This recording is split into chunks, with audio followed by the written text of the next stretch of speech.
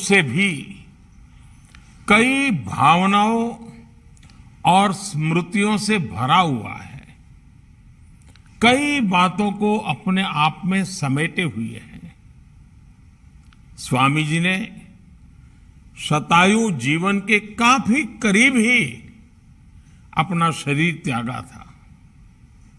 मुझे सदैव उनका आशीर्वाद मिला, उनके सानिध्य का अवसर मिलता रहा। ये मेरा सौभाग्य है कि आखिरी पल तक मेरा उनसे संपर्क बना रहा। एक बालक पर जैसे स्नेह बरसाया जाता है, वो वैसे ही मुझ पर स्नेह बरसाते रहे।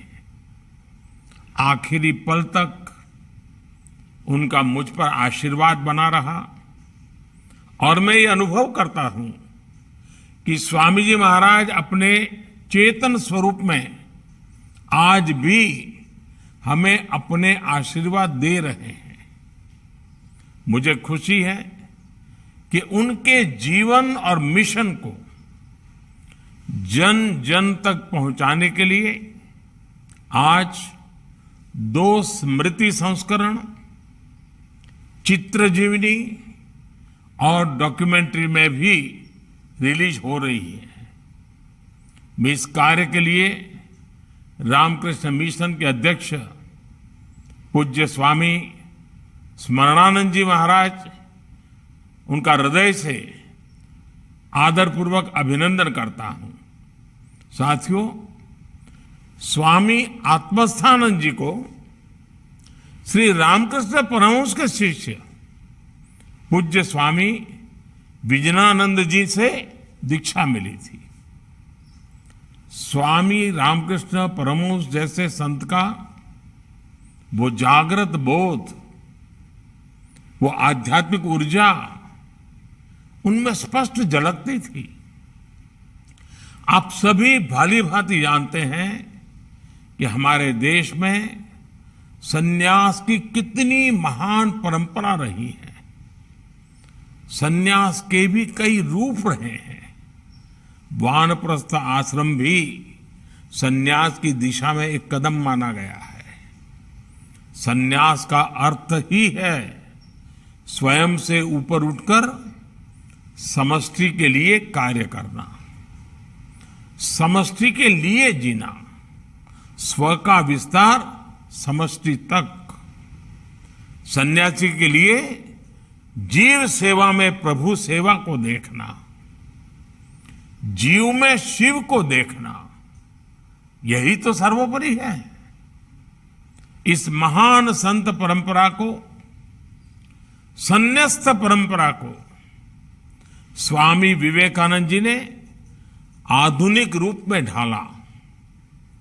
स्वामी आत्मस्थानंद जी ने सन्यास के इस स्वरूप को जीवन में जिया और चरितार्थ किया।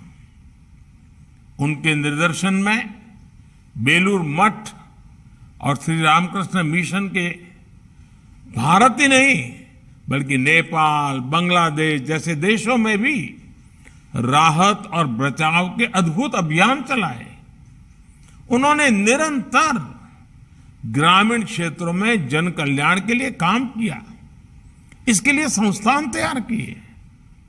आज ये संस्थान गरीबों को रोजगार और जीवन यापन में लोगों की मदद कर रहे हैं। स्वामी जी गरीबों की सेवा को, ज्ञान के प्रचार प्रसार को, इससे जुड़े कामों को पूजा समझते थे। इसके लिए मिशन मोड में काम करना, नई संस्थाओं का निर्माण करना, संस्थानों को मजबूत करना, उनके लिए ये रामकृष्ण मिशन के आदर्श थे। जैसे हमारे यहां कहते हैं ना कि जहां भी ईश्वरीय भाव है वहीं तीर्थ है, ऐसे ही जहां भी ऐसे संत हैं वहीं मानवता, सेवा, ये सारी बातें केंद्र बिंदु में रहते हैं। स्वामी जी ने अपने संन्यास जीवन में ये सिद्ध करके दिखाया। साथियों, सैकड़ों साल पहले आदि शंकराचार्य हो या आधुनिक काल में स्वामी विवेकानंद, हमारी संत परंपरा हमेशा एक भारत श्रेष्ठ भारत का उद्घोष करती रही है। रामकृष्ण मिशन की तो स्थापना एक भारत श्रेष्ठ भारत के विचार से जुड़ी हुई है। स्वामी विवेकानंद ने इसी संकल्प को मिशन के रूप में जिया था। उनका जन्म बंगाल में हुआ था, लेकिन आप देश के किसी भी हिस्से में जाइए, आपको ऐसा शायद ही कोई क्षेत्र मिला जहां विवेकानंद जी गए न हो या उनका प्रभाव न हो। उनकी यात्राओं ने गुलामी के उस दौर में देश को उसकी पुरातन राष्ट्रीय चेतना का एहसास करवाया, उसमें नया आत्मविश्वास फूंका। रामकृष्ण मिशन की इसी परंपरा को स्वामी आत्मस्थानंद जी ने अपने पूरे जीवन आगे बढ़ाया। उन्होंने देश के अलग अलग हिस्सों में अपना जीवन खपाया, अनेक काम किए, और जहां भी वो रहे वहां पूरी तरह रच बस गए। गुजरात में रहकर वो इतनी अच्छी गुजराती बोलते थे, और मेरा तो सौभाग्य रहा कि जीवन के अंत काल में भी जब उनसे बात होती थी तो गुजराती में होती थी। मुझे भी उनकी गुजराती सुनना बहुत अच्छा लगता था। और मैं आज याद करना चाहता हूं कि जब कच्छ में भूकंप आया था तो एक पल भी उन्होंने नहीं लगाया, और उसी समय, तब तो मैं राजनीति में कुछ भी नहीं था, मैं किसी पद पर भी नहीं था, एक कार्यकर्ता के रूप में काम करता था। उस समय भी उन्होंने मेरे साथ सारी परिस्थिति की चिंता की, बातचीत की, और रामकृष्ण मिशन कच्छ में क्या काम कर सकता है, और देखते ही देखते पूरे विस्तार से और पूरे समय उनके मार्गदर्शन में उस समय कच्छ में भूकंप पीड़ितों को राहत देने के लिए बहुत सारे काम चालू हो गए। इसलिए रामकृष्ण मिशन के संतों को देश में राष्ट्रीय एकता के संवाहक इस रूप में हर कोई जानता है, और जब वो विदेश जाते हैं तो वो वहां भारतीयता का प्रतिनिधित्व करते हैं। साथियों, रामकृष्ण मिशन की ये जागृत परंपरा रामकृष्ण परमहंस जैसी दैवीय विभूति की साधना से प्रकट हुई है। स्वामी रामकृष्ण परमहंस एक ऐसे संत थे जिन्होंने मां काली का स्पष्ट साक्षात्कार किया था, जिन्होंने मां काली के चरणों में अपना सर्वस्व समर्पित कर दिया था। वो कहते थे, ये संपूर्ण जगत, ये चराचर, सब कुछ मां की चेतना से व्याप्त है। यही चेतना बंगाल की काली पूजा में दिखती है। यही चेतना बंगाल और पूरे भारत की आस्था में दिखती है। इसी चेतना और शक्ति के एक पुंज को स्वामी विवेकानंद जैसे युग पुरुषों के रूप में स्वामी रामकृष्ण परमहंस ने प्रदीप्त किया था। स्वामी विवेकानंद को मां काली की जो अनुभूति हुई, उनके जो आध्यात्मिक दर्शन हुए, उसने उनके भीतर असाधारण ऊर्जा और सामर्थ्य का संचार किया था। स्वामी विवेकानंद जैसा ओजस्वी व्यक्तित्व, इतना विराट चरित्र, लेकिन जगन्माता काली की स्मृति में, उनकी भक्ति में वो छोटे बच्चे की तरह विह्वल हो जाते थे। भक्ति की ऐसी ही निश्चलता और शक्ति साधना का ऐसा ही सामर्थ्य मैं हमेशा पूज्य स्वामी आत्मस्थानंद जी के भीतर भी देखता था। और उनकी बातों में भी मां काली की चर्चा होती रहती थी। और मुझे याद है, जब भी बेलूर जाना हो, गंगा के तट पर बैठे हो और दूर मां काली का मंदिर दिखाई देता हो, तो स्वाभाविक एक लगाव बन जाता था। जब आस्था इतनी पवित्र होती है तो शक्ति साक्षात हमारा पथ प्रदर्शन करती है। इसलिए मां काली का वो असीम आशीर्वाद हमेशा भारत के साथ है।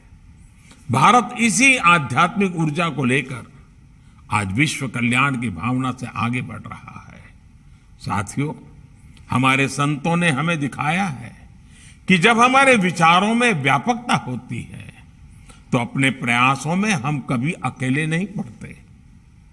आप भारतवर्ष की धरती पर ऐसे कितने ही संतों की जीवन यात्रा अगर आप देखेंगे, जिन्होंने शून्य संसाधनों के साथ शिखर जैसे संकल्पों को पूरा किया।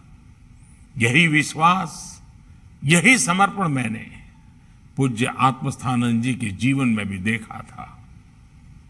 उनसे मेरा गुरु भाव का भी संबंध रहा है। मैंने उन जैसे संतों में निष्काम होकर 100% समर्पण के साथ खुद को खपाने की सीख ली है।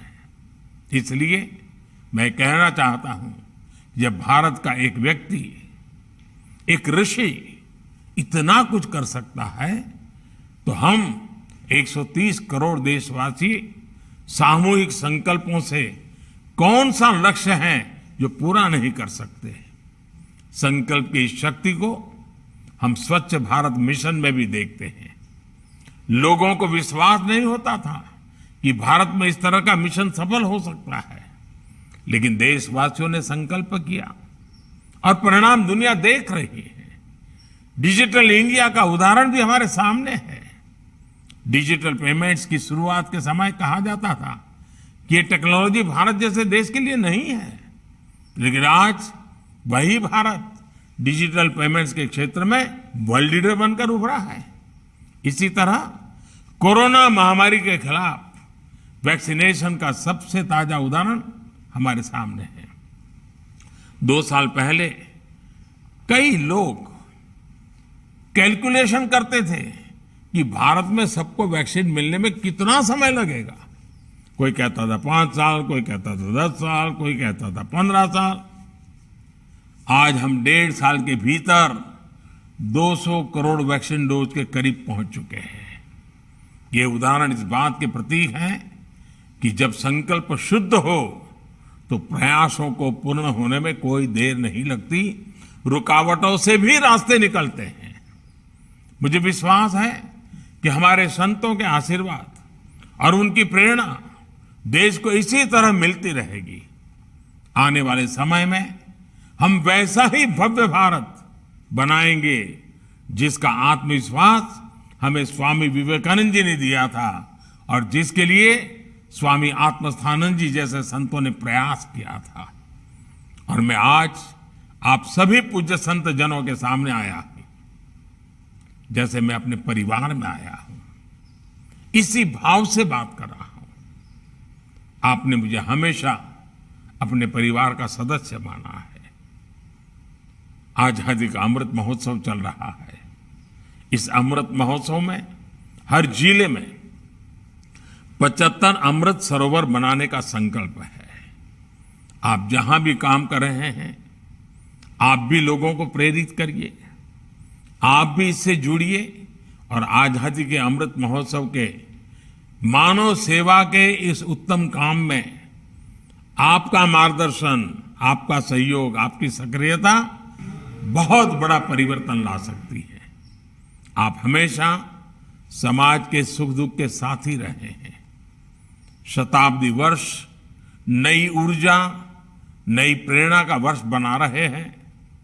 आजादी का अमृत महोत्सव देश में कर्तव्य भाव जगाने में सफल हो, इन सब में हम सबका सामूहिक योगदान एक बहुत बड़ा परिवर्तन ला सकता है। इसी भाव के साथ आप सभी संतों को एक बार फिर मेरा प्रणाम, बहुत बहुत धन्यवाद।